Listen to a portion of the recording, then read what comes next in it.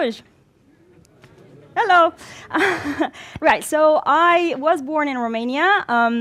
I used to write poetry when I was young, and now when I speak in Romania, I sound like an idiot because I'm kind of losing it. I've been talking so much in English because I left my home country when I was about 20 years old. Maybe I still look like 20, but not.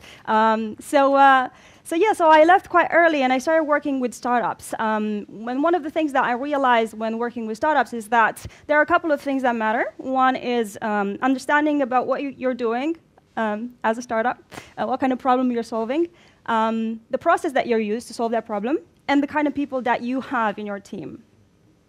So today, my role here is to help you a little bit understand what you need to do, what you need to consider in terms of processes used to apply artificial intelligence in an effective way. So, quick show of hands, how many of you want to work in an applied AI startup?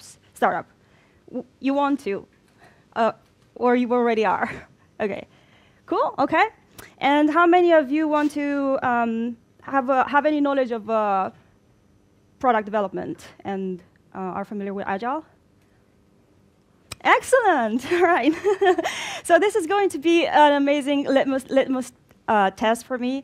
You guys are going to challenge me. I look forward to that. So the reason why I asked you is because you, as engineers and developers or people who want to work in an applied AI startup, you need to be aware of what your general purpose is. It's not just about using a technology only because it's hot or because everybody is talking about AI. It's not because AI is so powerful. So this isn't necessarily a technical challenge, but it's because you are going to be part of a bigger picture. And the picture is that you will have to build a cognitive business in the end, or help another business transition from being digital to being cognitive. Now, the term of cognitive business has been coined by IBM. We'll get to that later. But to simplify things, the way we can look at AI for now as a technology is basically it's equal to training data with machine learning and humans in the loop. Are you guys familiar with this formula here? It was initially proposed by Robin Bordoli from Crowdflower. It's very simple. Just to clear out the air, we're not talking about human-level artificial intelligence. It's just training data with machine learning and human in the loop, which is the kind of person who supervises the training. So the goal for you is to build a cognitive business. What does that mean? It means that you have digital information, and you apply various types of technologies to this data so that you help the business become smarter or more adaptable. That approach has been coined again by IBM, but in other terms, we can look at another equation for intelligence, which says that intelligence needs to have enough power or force, that's the F there, to transform knowledge into a action to reach a specific goal. So what that means, so for you guys, when you're going to build a startup or work in a company and make it into a cognitive business, what that means is your goal is to help that business utilize information about the environment in which it operates, the business environment, the kind of customers that they have, use all of that information and give the business the capability to adapt no matter what changes are happening in the environment. So that is another way to look at an intelligent or smart business. And the way you do it through a process. And normally you would use Agile or test-driven development or waterfall or any other processes that is out there. So you guys are familiar with Agile. You guys familiar with waterfall? Cool. Right. Right. Now, you need to be a little bit careful because when you use a technology that is still being developed, like AI, you risk breaking things. So the process that we're going to discuss about today is a process that helps you not break things. So what does that mean? If you are a geek, you look at AI as being some sort of tool that helps you reach superhuman performance. So you use computational power to use to achieve superhuman performance. So you're very excited, right? So then your mantra is like, move fast and break things. Like, why? Why not? Let's let's use everything that we can, any technology out there, and no matter what kind of data, just to achieve that kind of performance. Well, the truth is, in a regular business, people are not aware of what AI is and how it can be utilized. So you need to be aware of that. You need to make sure that you help them understand what it is, what AI can do, it cannot do. And so from their perspective, while you go ahead and break things and move fast, their perspective is like, okay, AI is coming soon, still coming, almost there, boom. Where is it? We don't know what AI is. What happened? How do we utilize it? So what I'm trying to communicate here is that you need to be aware of how a technology is used in the broader context, so that people who will benefit from that technology are able to adopt it. It is their role in that adoption is critical. If you're not able to tell a lawyer or tell a doctor how they can benefit from artificial intelligence, then you will have a lot of resistance, and they maybe misuse of that technology. So so their mantra basically is, keep calm, try to adapt, understand what AI is, but stay in business. So be aware of the differences between how a technologist sees AI versus how somebody who is more aware of the bigger picture sees AI. So let's do a quick exercise. How many of you, I'm not sure exactly how familiar you are with AI, but how many of you would think that, let's say, artificial neural networks can be used for decision making? Just raise your hands. All right. And how many of you think that case-based reasoning can be used for logistics or operational efficiency? All right. OK. All right. What about multi-agent systems? Do you think that they can be used, for example, for what can we have there? Just identifying spot errors or predict. How many of you? One or two. All right. So, so let's look at the correct answers. What I'm trying to say here is that there's very little understanding or agreement around how AI and how specific technologies can be used for specific problems. We have very little agreement and very little, and sometimes even less awareness of knowledge of how exactly to apply a specific technique to solve a problem. So why is this? Why am I trying to make this point? Because because what that means for you is that you're basically in the Stacy matrix of decision making. You're right here. Because of the high level of disagreement, so here you're very much agreeing with everything. You're over here. And because AI is so new, you're not quite certain what kind of technology you're going to use to solve a specific challenge. So the Ralph-Stacy matrix has been used to basically help agile practitioners explain why agile works in specific cases, especially here in the middle, and around that area, and why waterfall works only for very simple problems where you have very high agreement and very high certainty around what kind of technology you should be using. And AI is basically here. So then what that means, as I said, Agile is normally used for complex or complicated kind of projects. Waterfall is used for simple projects. And we are over here when it comes to applying artificial intelligence. So then does that mean that we need a new process? I think that we do need a new process. I think that Agile is not compatible, but let's discuss why that might be the case. So you'll also need to be aware that there's a lot of hype around artificial intelligence. There are various, like Gartner has just released a report.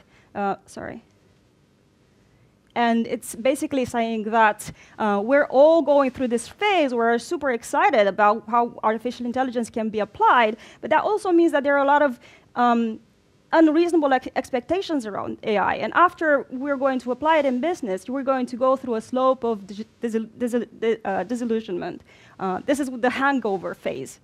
And people will be like, hey guys, you said that you can do so many things with artificial intelligence, but look, you're failing. Your algorithms are biased. Some of the decisions that are made with artificial intelligence are wrong, and it's not working. So you need to be aware that you are at a phase where there's a lot of hype. The maturity of technology is still under development, especially its application in business, and you're going to get a lot of pushback. So that's why I think that having a proper process in place for you to apply artificial intelligence is really important for managing expectations and for actually using artificial intelligence to solve a real-world problem. That's why we're talking about a process. So let's explore. Is Agile compatible with artificial intelligence? Do we really need a new process just because of artificial intelligence? Am I just making this up? And then let's look at the new process. So Agile, I guess you're familiar with the cycle. You start by planning, you design, you prototype, then you develop a product, you test it really fast, especially using customer feedback. You evaluate the results, then you meet again, go through the same cycle. And the faster you go, the better you are, more efficient you are as a team. Now let's look at some of the incompatibilities with artificial intelligence. So first of all, it's very hard to plan how long it will take to train on whether you have mock data or live data. It's very hard to plan ahead of time. So the Agile cycle duration is very hard to estimate. Then you also need to look at data quality. Is the data relevant to the kind of problem that you're trying to solve? That may take some time on its own. In terms of design, there are two aspects of design here that are incompatible with Agile. First, artificial intelligence in business is usually used in B2B applications. It's not really as much used in B2C. Maybe chatbot is an example where B2C design in the B2C environment is relevant. But 8 out of 10 AI startups in London are B2B. So the design aspect is not really necessary at this phase. It's just about how exactly do you utilize the outputs of using artificial intelligence, and how do you integrate it with business intelligence systems, or how do you employees use this data to enhance their jobs. So there's not much designing going on, but there is an element which is skipped by, which is not captured by Agile, which is looking at skills in a company. What kind of skills are being replaced? What kind of parts of the jobs are being automated? And what kind of skills are being augmented?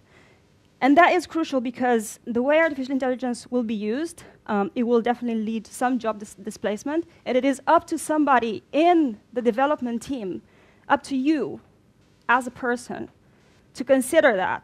What kind of skills can be safely automated? What kind of skills can be augmented? So that aspect is not really captured in the design phase.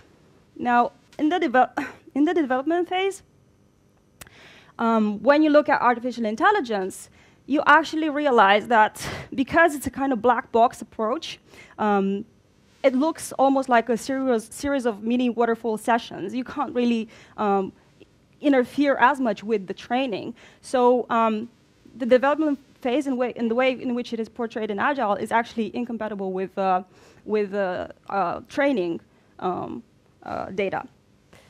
At the testing phase, we need to consider that there's sandbox testing and real-life testing. So let's think about self-driving cars. It seems like Google has now a fleet of about 100 cars to collect 100 million miles of data. So they're doing that because they are at a stage where they do real-life training. But there is a process. There's a stage before that where you commission data, where you collect data, and you do lab-based or sandbox testing. So there are two aspects there of testing that are not compatible with Agile. Now, in terms of feedback, if you get direct customer feedback on your outcomes when using when using machine learning, you end up having something like Tay, the chatbot that turned to be racist, sexist, and started swearing because people on Twitter started feeding these slangs and slurs and racial comments. So you really can't let machine learning be trained directly on live data because you risk it being compromised by the interaction with the customer itself or with people, because they like to challenge. So let's look at a new type of process. So first of all, obviously, you need to define the scope. What kind of problem are you trying to solve? Is it about operational efficiency? Is it around prediction? Is it around personalizing a service, like personalized medicine, or maybe developing a financial coach to help customers manage their money better? So define the scope and really address the kind of metrics that you are going to benchmark your outcomes against. Then at the same level, again, we need to look at what are the ethical standards that are relevant for your case. In healthcare, there might be different types of principles and different types of professional codes that are relevant for that application, whereas in customer service, completely different principles. So do some research around what is appropriate, what is legal in that context well ahead of time. Oh. Right. Right. Now, what you need to do is actually you need to look at the data. Source the data, make sure that the data is compatible with the kind of problem that you're trying to solve, and also address issues like privacy and ownership. We have GDPR coming up in May 18, so you really need to address how data is collected, if there's explicit consent, if you need to limit the utilization of data, especially when you have when it's people-related data rather than process-related data. So you need to go through that step. Then you go and train. At the same stage where you have the data audit and you analyze what kind of data you have. You also need to be able to formulate what kind of hypothesis you're able to test. You can't just say, this is the data that I have, and I'm going to solve the problem like no matter what. You have to, first of all, analyze the data and say, with this kind of data, our hypothesis is very much limited. It's very specific, and I am going to demonstrate it after the training has been completed. And then you need to be able to benchmark the performance of the entire system against existing applications of artificial intelligence in the same kind of situation. And also benchmark it against human performance or human domain expertise. So see how well it is performing within this context, looking at other applications, but also looking at how humans are able to complete the same task.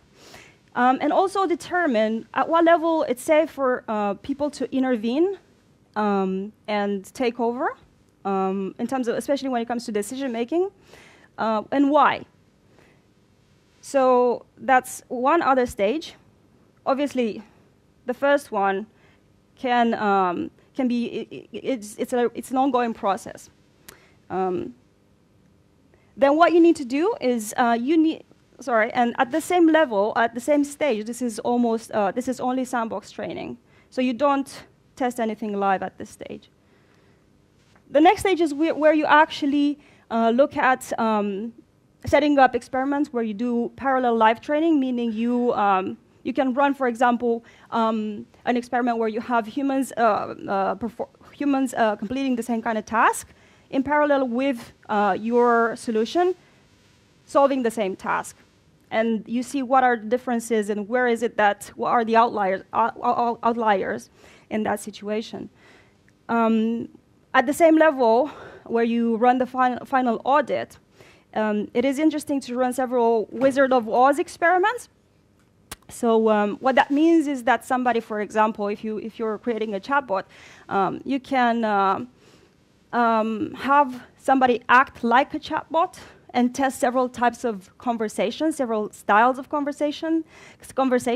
And the reason why you want to do that is you want to be able to assess ahead of time what is an appropriate style of conversation in a specific situation and what is not appropriate. Just how far can the conversation go in terms of how friendly it is, what is the style. So that's why you would we would want to run, Wizard of Oz experiments, because you really want to assess ahead of time how well the technology is going to be received.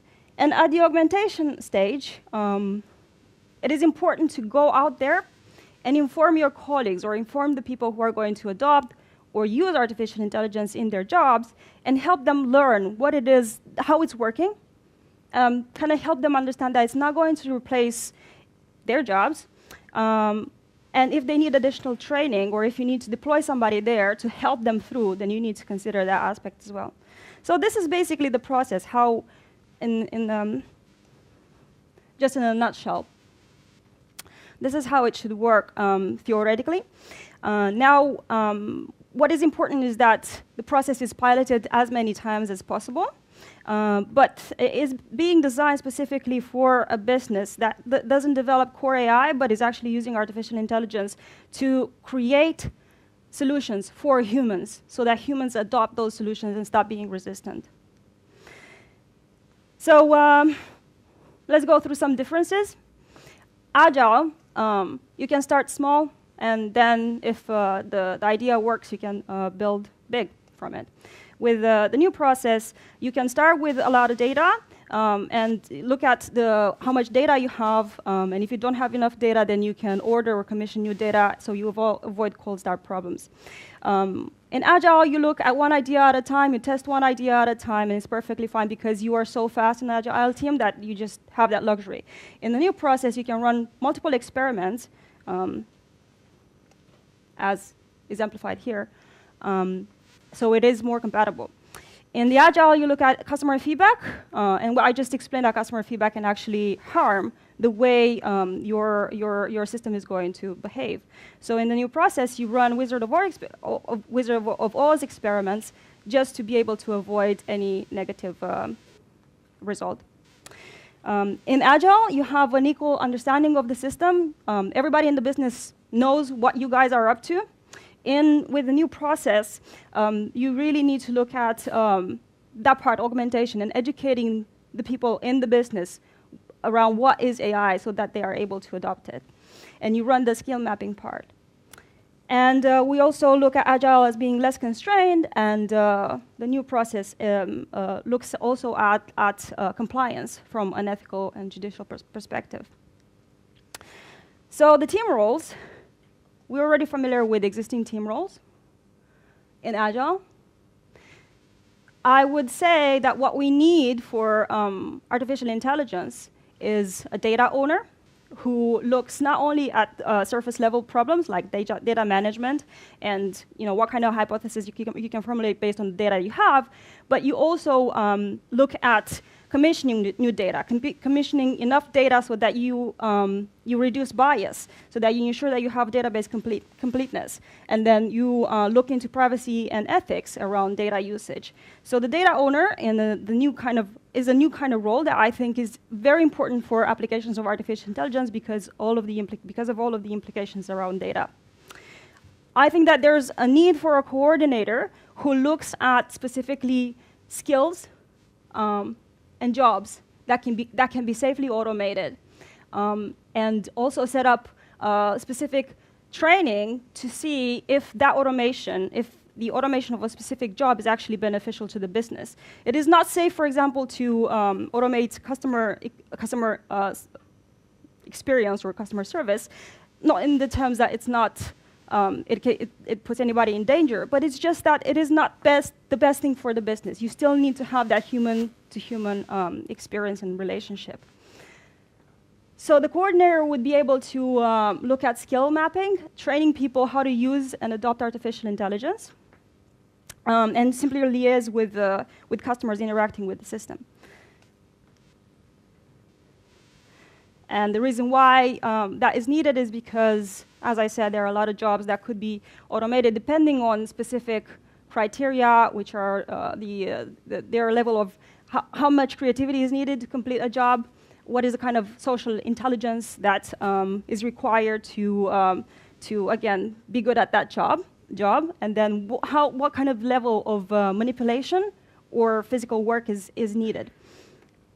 So one report that was recently released was looking at jobs in different sections in the UK, and it revealed the fact that about 39% of jobs in the UK could be partially displaced. And the region of Edinburgh is not at risk of being automated, and the reason is because there are a lot of jobs there that are in education and healthcare, so they require a lot of human interaction and caregiving. Whereas areas like Heathrow or Luton, they are at risk of job displacement because of all of the repetitive tasks that are involved there. So these are the new kind of skills that will probably be required in the future. They're more around emotional intelligence and decision-making, complex problem solving, as compared to other skills that were previously required before some of artificial intelligence kind of made its way. So I also think that there's a need of an ethical board. And the ethical board's role would be to go over specific ethical principles. Some of them are captured in the Ethically Aligned Design document. It is an amazing document. It's really quick to read, so do look into it. And to wrap up, I want to go through an exercise. So let's say that I am a manager who has a bunch of kids. They're all sick. They have polio. And I know that I have enough vaccine to cure these people. But it might be possible for me to distribute the vaccine so that maybe I cure number 3, 9, and 8. And I want to ask you, what should I do? Should I replace this kid, number 2, with the kid from here, or this kid, 7, with the kid from here? Should I replace the kid? Should I switch should I switch them around so that kid number 7 has at least an 80% chance to be cured? What do you think? Should I switch them around?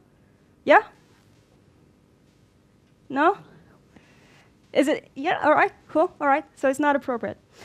So most of you seem like they're not like, we shouldn't, because everybody should have an equal chance, right? So that is normative ethics. Everybody should have an equal chance. Well, but what if I find out that kid number 7 will grow up to be Elon Musk, and I know that you guys might like or not like Elon Musk, but if I learn that he will be that this is kid number 7, what should I do? Should I swap places so that he has 80% chance to survive? No, I know that you don't like it, but but just in case, what are your thoughts? Yes or no? No. You guys are very fair. So the idea is that a lot of humans, actually, in a formal experiment, it has been shown that they tend to switch places if they know who the person is that will benefit from a cure or benefit from something. So additional information can actually bias us in terms of our decisions. So then I find out that if I do switch, and then Elon Musk has a 80% chance, the thing is, who dies? It's me. That's me when I was young. So we need to be aware of the fact that humans are also biased in the way they make decisions. So we shouldn't just say, artificial intelligence is going to kill people. There's no really a way in which you can program a consequence engine into artificial intelligence. So don't be too harsh on that, but that's why it is needed for you to consider what are the ethical principles that you need to take in consideration before building AI. That's it. Thank you very much, Catalina. Yeah, no problem. It's great to have you here. I learned definitely a lot of new things.